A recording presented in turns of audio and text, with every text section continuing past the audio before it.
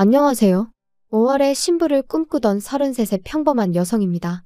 여자라면 다들 자기 결혼식에 대한 나름의 환상이란 게 있지 않나요? 저도 그랬어요. 제가 그렇다고 무슨 백마탄 왕자님을 기다리고 그런 것은 아니지만 그래도 언젠가 결혼을 한다면 꼭 야외에서 저를 아껴주는 가족들과 친구들을 초대해 잊지 못할 하루를 만들고 싶었죠. 그리고 이후로는 저를 닮은 딸과 남편을 닮은 아들을 하나씩 낳고 싶었고요. 여유가 된다면 아이들 정서를 위해 강아지나 고양이도 드려야겠다 나름대로 구체적인 계획도 있었답니다. 하지만 막상 결혼 이야기가 오가기 시작하니까 그런 것들보다는 현실적인 이야기를 더 많이 주고받게 되더니 결말이 썩 좋지가 않네요. 워낙 어이없고 황당하게 파혼을 했다 보니 남자친구라고 부르기도 싫지만 그래도 일단은 이야기를 해야 하니까 편의상 남자친구라고 할게요. 남자친구하고는 친구의 소개로 만났습니다. 친구도 제 결혼 상대라고 해준 건 아니고 남자친구가 먼저 제 친구한테 여자 좀 소개시켜달라고 어지간히 닥달을 했던 모양이더라고요. 그런데 제 친구 주변에 연애를 안 하고 있던 사람은 저 하나였다 보니 저더러 자기 좀 살려달라며 소개팅 한 번만 나가달라 한 거죠. 참고로 제 친구랑 남자친구는 지인관계이기도 했지만 일적으로도 얽혀 있었고 남자친구 쪽이 갑, 제 친구 쪽이 을인 상황이었어요. 그래서 친구가 확실히 거절을 하지 못했던 모양이에요. 아무튼 죽은 사람 소원도 들어준다는데 산 사람 소원 못 들어주겠냐 하는 마음으로 알겠다 했습니다. 하지만 친구의 설명과 달리 약속 장소에서 만난 남자친구는 그렇게 이상한 사람은 아니었어요. 아마 첫 만남이라 긴장이라도 했던 건지 말수도 많지 않았고요. 그리고 저도 크게 잘해보고 싶은 마음이 있어서 나간 자리가 아니었다 보니 그런 남자친구를 상대로 딱히 먼저 말을 꺼낸다던가 그런 건 안 했습니다. 솔직히 말해서 뜨문뜨문 대화만 이어졌을 뿐 크게 좋을 것도 나쁠 것도 없는 만남이었네요. 그런데 어째서인지 남자친구 쪽에서 애프터 신청을 해왔고 이번에도 친구가 한 번만 더 만나달라고 저한테 부탁을 하는 거예요. 그래서 한 번만 더 만나보기로 하고 나갔는데 그때는 남자친구 쪽에서 처음과 달리 이런저런 준비를 해왔더라고요. 이야기할 거리를 생각하고 나왔다는 게 티가 날 정도로 말이에요. 덕분에 시간 가는 줄 모르고 계속해서 대화가 이어졌죠. 그리고 그런 성의 있는 남자친구의 태도에 저도 호감을 갖게 되었던 것 같아요. 아무튼 이후로는 누가 먼저랄 것 없이 금세 가까워져서 얼마 지나지 않아 사귀는 사이가 되었습니다. 소개해준 친구가 얼마나 기뻐했는지 몰라요. 사귀는 동안 남자친구와는 전반적으로 잘 맞는 편이었어요. 다만 한 가지 정말 사고방식이 다르구나 싶은 게 있었는데 그건 바로 부모님과의 관계였습니다. 일단 저희 가족부터 이야기를 하자면 저희 부모님은 두 분 다 직장 생활을 하셨어요. 그래서 제가 어렸을 땐 할머니가 저를 키워주셨고 중학교에 들어간 이후로는 부모님이 챙겨주신 것도 있었지만 웬만한 건 제가 알아서 찾아하게 되고 그렇더라고요. 여담이지만 하교길에 비가 내리면 부모님들이 우산 들고 찾아오시는 경우가 종종 있잖아요. 처음엔 어린 마음에 그게 어찌나 부럽던지. 하지만 이내 그런 와중에도 기죽지 않고 씩씩하게 친구 우산을 얻어쓰고 집에 오기도 하고 아무튼 저는 저희 부모님 덕분에 꽤나 독립적인 성격으로 자랄 수 있었습니다. 그리고 또 한 가지, 제가 저희 부모님을 보면서 멋지다고 생각하는 게 있는데요. 그건 바로 두 분 다 끝없이 무언가를 배우려고 하시고 나름대로 목표를 갖고 살아오셨다는 거예요. 그래서 두 분 다 경제적으로 여유도 있으시고 마인드도 젊으시죠? 하지만 남자친구의 부모님은 달랐습니다. 아버님은 사업을 하시다 10여 년 전 크게 실패를 하셨는데 이후로 그래도 당신이 왕년에 어디 가면 사장님 소리를 듣던 사람인데 어떻게 남의 밑에서 일을 하겠냐며 뭐가 됐든 기발한 아이디어 하나만 있으면 주변에서 투자를 받는 건 일도 아니다. 그러면 금방 다시 회사 차리고 사장 소리 듣고 사는 거다 그런 말씀만 줄기차게 하셨던 모양이더라고요. 그리고 그러다 보니 어머님께선 진작에 생활전선에 뛰어드셔야 했는데 어머님이 그전까지는 전업주부로만 사시다 보니 어디 회사를 들어가는 건 엄두도 못 내셨고 그래서 결국 공장에 다니기 시작하셨다네요. 주말에는 마트에서 시식 아르바이트를 하셨고요. 그러다 2년 전부터는 요양보호사로 하루에 매일같이 새집에 들리신다 했는데 솔직히 듣는 내내 마음이 참으로 안 좋았어요. 미래에 제 시부모님이 되실 분들이라 생각하니까 안타깝고 속상하고 그런 것도 있었지만 답답하고 걱정스러웠거든요.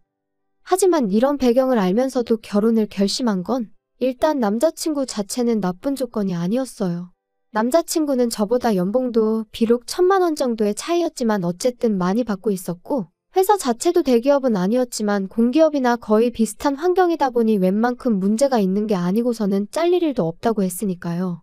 그리고 언젠가 한 번은 묻지도 않았는데 자기는 결혼하고 나서 갑자기 효자가 된다거나 그럴 일은 없을 거라며 효도는 셀프 아니겠어? 그러는데 솔직히 그런 쪽으로 아예 걱정이 없던 것은 아니었다 보니 남자친구가 먼저 나서서 그런 말을 해줬을 땐 뭐랄까. 좀 다행이다 싶은 생각도 들었죠. 거기다 저희는 이미 신혼집이 준비되어 있었습니다. 제가 집이 있었거든요. 아파트를 사게 된 계기는 단순했어요. 대학교를 다닐 때는 부모님 집에서 다니니까 크게 돈 들어갈 일이 없었지만 대학교를 졸업하기가 무섭게 부모님께서 이제 독립하라며 거의 내쫓듯 저를 내보내셨거든요. 그런데 크게 뭐 당황스럽지는 않더라고요. 아예 무일푼으로 저를 내보내신 것도 아니고 자립에 보태라며 5천만 원을 해주셨으니까요. 그 돈으로 전세든 월세든 너가 한번 잘 생각해서 해봐라 하시면서 말이에요. 그런데 저는 그 돈을 통장에 묶어두고 회사 근처 고시원으로 들어갔어요. 다행히 회사 근처의 가격도 나쁘지 않고 치안도 좋은 여성 전용 고시원이 꽤 있었거든요. 하지만 그렇게 5년쯤 지났을 무렵 더는 고시원살이를 못하겠더라고요. 언젠가부터 업무가 많아지니까 퇴근해서는 좀 편하게 쉬고 싶은데 고시원이라는 곳이 워낙에 좁잖아요. 게다가 전화통화를 한번 할래도 나가서 해야지. 음식은 해먹기 어렵고 어쩌다 한번 해먹으면 환기도 잘 안 되지. 사실 생각해보면 그동안에도 줄곧 불만스럽긴 했는데 그래도 그때는 돈이 모이는 재미에 꾹꾹 눌러 참고 살았던 것 같아요. 그런데 어째서인지 그 무렵에는 돈이고 뭐고 더는 못 참겠더라고요. 한마디로 다 먹고 살자고 하는 짓인데 내가 왜 이렇게 스스로를 괴롭게 하나 싶기도 하고. 그래서 그때부터 회사 근처 부동산을 하루가 멀다 하고 돌아다녔습니다. 한 푼이라도 아껴서 사보려고 발품 팔고 집에서는 핸드폰으로 눈품 손품 팔고 그리고 그렇게 3개월 만에 아파트를 계약했어요. 제 돈 1억 5천에 부모님이 한 번 더 5천만 원을 보태주셔서 총 2억 거기다 대출 2억을 받아서 4억짜리 아파트였죠. 제 명의로 된 집이 생기니 얼마나 기분이 좋던지. 사람들이 흔히 보고만 있어도 배가 부르다 뭐 그런 말을 하잖아요. 제 기분이 딱 그랬거든요. 집을 사고 나니까 옷이니 가방이니 그런 건 크게 갖고 싶은 생각이 안 들더라고요. 그래서 또 열심히 돈을 모아 5년 만에 대출의 절반을 딱 갚았어요. 그리고 정확히 한 달 후에 남자친구가 저한테 프로포즈를 해왔네요. 솔직히 프로포즈를 받고도 별 걱정은 없었습니다. 저는 집이 있으니까 그리고 이미 그땐 제가 남자친구의 환경에 대해서 다 알고 있었거든요. 그러니 제 집에서 신혼살림을 차리고 남자친구한테 혼수로 필요한 가전가구만 몇 개 해오라고 하면 되겠다고 정말 간단하게 생각했어요. 그런데 작년 초겨울 남자친구가 생각지도 못한 이야기를 하더라고요. 자기가 제 대출을 갚아주겠다고요. 제가 남자친구한테 모아놓은 돈으로 내 아파트 대출을 갚겠다는 거냐고 그러면 가전가구는 무슨 돈으로 바꾸지 하고 물었어요. 물론 할부로 살 수도 있겠지만 저는 당연히 대출은 앞으로 살면서 같이 갚는 거라고 생각했기에 남자친구가 모아놓은 돈으로는 가전가구를 해왔으면 했으니까요. 그리고 한편으론 모아놓은 돈이 1억이나 있는 건가 싶기도 했던 게 계속 남자친구 본인 입으로 월급으로 부모님 챙겨드리고 자기 용돈 좀 하고 그러면 남는 것도 없다며 죽는 소리를 어지간히도 해댔었거든요. 저도 그래서 꼬치꼬치 물어본 적은 없었지만 남자친구가 부모님한테 돈을 많이 드리나 보다고 어림짐작은 하고 있었고 그렇기에 1억씩이나 모아뒀을 거란 생각은 못했었네요. 그런데 남자친구가 이어하는 말이 진짜 가관이었습니다. 자기가 제 남은 대출을 갚아줄 테니 대신 아파트를 공동명의로 해달라나요?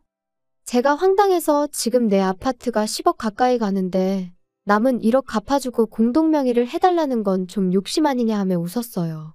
솔직히 농담인지 진담인지 순간 내가 너무 예민하게 반응하는 건가 싶고 잠깐이지만 별 생각이 다 들더라니까요. 그런데 남자친구의 표정을 보니 농담이 아니었습니다.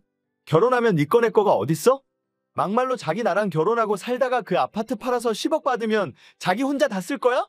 아니, 내가 혼자 다 쓰진 않겠지만 그래도 그거랑 공동명의는 아예 얘기가 다른 거지. 그게 왜 달라? 아, 난 빚이니 대출이니 이런 거 정말 싫더라. 그냥 빨리 갚자. 돈이 없는 것도 아니고 내가 갚아준다니까? 갚을 건 빨리 갚고 하루빨리 안정적인 가정을 꾸리고 싶어. 그래, 나도 대출 빨리 갚는 건 좋은데 아무리 생각해봐도 공동명의는 아니야. 그럼 뭐 내 돈 1억만 가져가겠다는 거야? 그리고 이후로도 계속해서 같은 이야기만 몇 번을 주고받았고 정신적으로 너무 지치더라고요. 그래서 제가 그런 말 할 거면 결혼 이야기 자체를 없던 걸로 하자고 했습니다. 이렇게 시작부터 이런 걸로 서로 열내고 마음 상하게 하는 거 싫다고요. 그리고는 그렇게 이 아파트에 꼭 공동명의를 하고 싶으면 5억을 가져오라고 했어요. 아파트 값이 10억이니까 절반 내라고요. 그랬더니 남자친구가 네 돈은 3억 들어갔는데 왜 자기가 5억을 가져와야 하냐며 불공평하다나요? 그래서 내 기분이 딱 그렇다고 이제 이해가 되냐 했습니다. 내 돈이 3억이 들어갔는데 지금 네가 1억 들고 오면서 공동명의 해달라는 게 똑같은 경우라고요. 그랬더니 남자친구가 한숨을 푹푹 내쉬더니 그걸 꼭 따져야 하냐면서 너무 야박하다나요? 진짜 결혼 상대한테 이런 표현은 쓰고 싶지 않았지만 이거 돌머리인가 싶대요.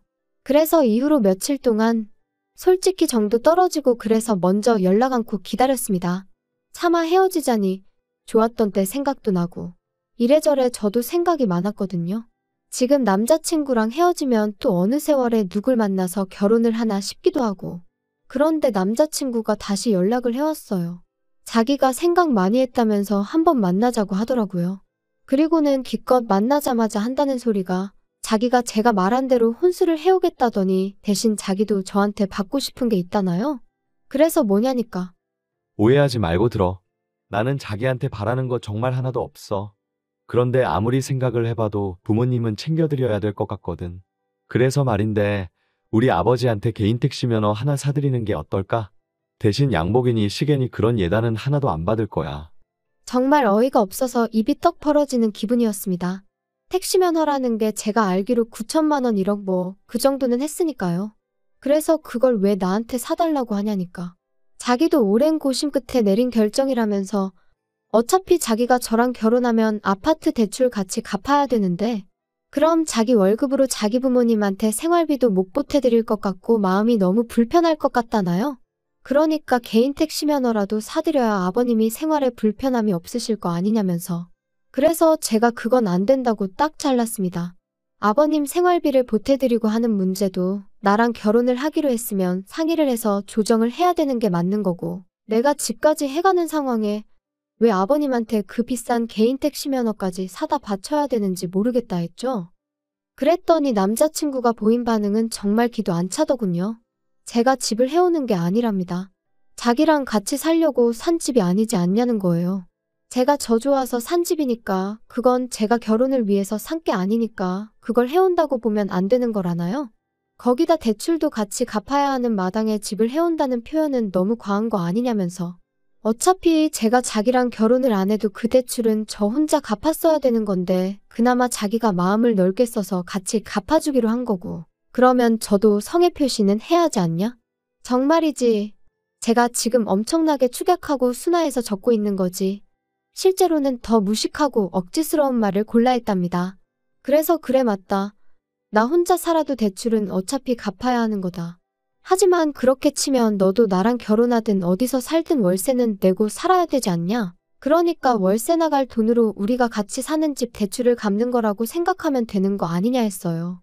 그랬더니 또다시 그럴 거면 공동명의를 해주던가 하고 궁시렁거리는데 아, 내가 잘못 걸려도 단단히 잘못 걸렸구나 싶은 거죠. 그래서 제가 남자친구더러 우리 이러는 거 정말 좀스럽고 없어 보인다 그랬어요. 그리고 나는 절대로 택시 면허니 뭐니 그런 거 못 해드리니까 그게 용납이 안 되면 이쯤에서 헤어지자 했습니다. 그랬더니 남자친구가 저더러 너는 공동명의도 못 해준다. 예단으로 다른 거 다 생략하고 그 택시 면허 하나만 해오라는데 그것도 싫다. 도대체 나랑 결혼은 왜 하려고 그러냐? 그러는 거예요. 그리고 이때는 저도 마음도 너무 상했고 이렇게까지 결혼을 해야 하나 싶은 게 말 그대로 속이 쓰리더라고요. 그래서 나도 내가 너랑 왜 결혼하려고 한 건지 모르겠다 해버렸어요. 그랬더니 남자친구가 결혼하면서 손해는 하나도 안 보려고 하는 제가 너무 어이없다는데 누가 할 소리를 하나 싶대요? 그래서 남자친구한테 너야말로 어떻게든 나한테서 뭐라도 뜯어내려는 심산이 눈에 훤히 보여서 황당하고 어이없다 했습니다. 어떻게든 남겨먹을 궁리만 하는 것 같은데 내가 호구로 보이냐고요. 그랬더니 저더러 자기 인격을 모독했다며 사과하라고 개거품을 무는데 어찌나 어이가 없던지. 생각할수록 분하고 우라가 치밀대요. 결혼을 한 것도 아닌데 벌써부터 돈으로 남자친구랑 말 같지도 않은 대화를 주고받아야 한다는 게 너무 피곤하기도 했죠. 솔직히 제가 정말 대단한 조건의 신부감은 아니었어도 그렇다고 싫은 소리 들어가며 결혼을 해야 할 만큼 못났다고 생각해 본 적도 없었거든요. 그래서 남자친구한테 아무래도 우리는 아닌 것 같다고 헤어지자 했습니다. 너랑 나랑 왜 이렇게 목에 핏대 세워가며 싸워야 되는지도 모르겠고 여러 가지로 안 맞는 것 같으니 이쯤에서 그만하자 했네요. 그랬더니 남자친구가 어쩌면 그렇게 바로 또 태도를 달리하던지. 야, 원래 결혼 준비 시작하면 여러 가지로 부딪힌다는 얘기 못 들어봤어? 생각 좀 해봐. 앞으로 우리 인생에 얼마나 많은 고난과 역경이 있겠어. 그런 거에 비하면 이런 다툼은 아무것도 아니라니까? 너는 정말이지 인내심이 없어도 너무 없어. 아무튼 너는 괜히 예민하게 굴지 말고 나만 믿고 따라와. 내가 하자는 대로만 하면 다 괜찮아진다니까? 어이가 없어서 내가 너 뭘 보고 따라가냐 했어요. 그리고는 너는 그냥 네가 할 길이나 가라 했습니다. 그랬더니 기껏 한다는 소리가 저더러 삐졌냐면서 어떻게 해야 마음이 풀리겠냐대요? 자기는 저 아니면 아무하고도 결혼 안 할 거라면서 말이에요. 그래서 너도 10억 가지고 오라고 했어요. 너도 10억 들고 오면 내가 너랑 결혼해 주겠다고요. 그리고 결국 저희는 파혼을 했습니다. 남자친구는 끝까지 저더러 이기적이고 못됐다 했고 저는 그런 남자친구한테 나야말로 너 같은 돌대가리랑은 상종을 못하겠다 했거든요. 그런데 저와 남자친구를 소개시켜 주었던 친구가 제 파혼 소식을 듣고는 저더러 왜 그랬냐면서 저를 좀 원망하듯 말하는 거예요. 자기 입장은 신경도 안 쓰였냐면서 말이에요. 어이가 없어서 결혼은 내 일생일대의 중요한 일인데 내가 너 입장까지 생각해가면서 결정을 내렸어야 하냐고 저도 화를 냈어요. 그랬더니 어차피 살다 보면 다 그놈이 그놈이라면서 저더러 넌 너무 유난스럽다고 자기가 이런 말까지 안 하려고 했는데 모르긴 몰라도 남자친구도 제 그런 성격에 질렸을 거라대요. 어이가 없어서 그래 네 마음대로 짓거리라 하고 그 친구랑도 손절했네요. 솔직히 이혼도 아니고 파혼이라고 신경 쓸 거 없다는 사람들도 주변에 많지만 제 마음이 편하기만 한 것은 아닙니다. 적은 나이도 아니고 앞으로 어떻게 지내나 생각하면 저도 모르게 한숨도 나오고 그래요. 하지만 뭐 어쩌겠어요? 사람 사는 게 다 생각대로 되는 것도 아니고. 아무튼 당분간은 남자고 연애고 결혼이고 다 모르겠고 그저 하루하루 건강하고 즐겁게 살아가는데 초점을 맞춰볼까 합니다. 언제 어디선가 제 진가를 알아봐주는 사람이 나타나주길 바라면서 말이에요. 날이 조금씩 다시 따뜻해지고 있지만 그래도 감기 조심하시고 즐거운 하루 보내시길 바랍니다.